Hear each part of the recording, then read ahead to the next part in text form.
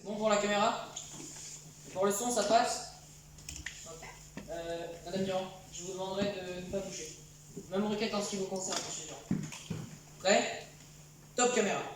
Bonjour, ici René Duval, en direct même de la place des martyrs de la Résistance, où depuis 10 jours déjà, les sauveteurs, encouragés par une foule nombreuse, tentent, encore et toujours, de retrouver des survivants parmi les décombres fumants de cette station de métro. Ils ont déjà remonté à la surface plus de 100 cadavres, affreusement déchiquetés, victimes innocentes de cette effroyable tragédie, due, je vous le rappelle, à un attentat terroriste.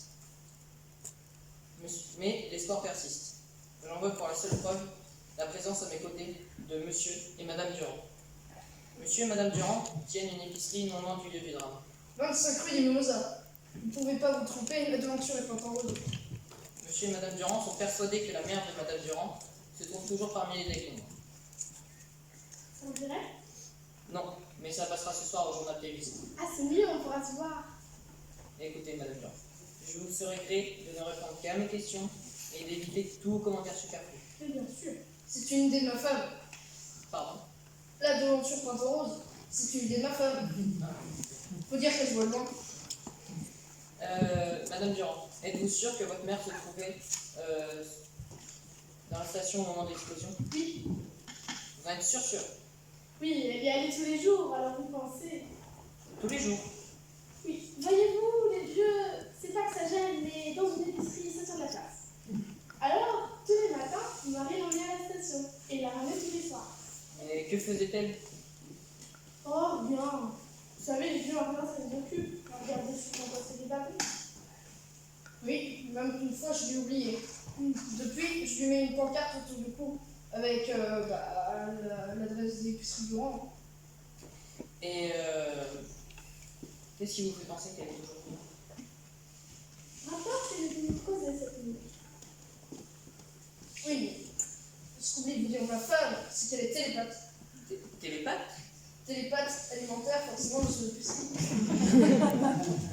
Oui, quel âge a votre maman?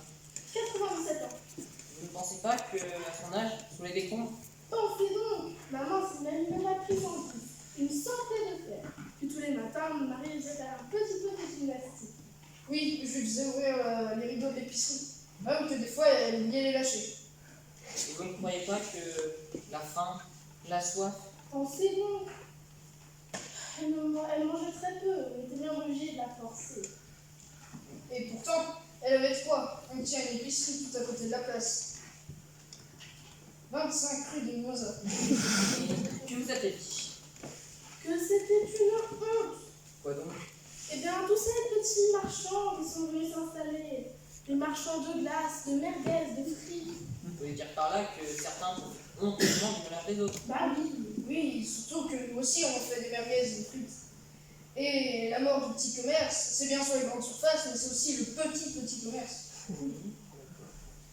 Et elle ne vous a rien dit d'autre? Non, faut dire que mon mari m'a réveillée au même moment. Ah, ça, je l'ai pas fait exprès. Voyez-vous, j'ai voulu allumer la lampe. Alors, j'ai heurté du poudre. Ma femme, pas la lampe. Et ça fait que ça l'a réveillée.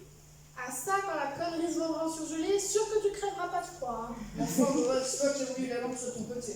Et elle ne vous a rien dit là? Non, enfin, peut-être, mais vu que je dors avec des boules de caisse. Parce qu'on en a aussi des boules de caisse. 25 rue des Mimosas. Oui. Je n'ai plus qu'à remercier mes deux invités. C'était René Duval, en direct même de la place des martyrs de la Résistance. C'est fini. Coupé. C'est fini? Oui.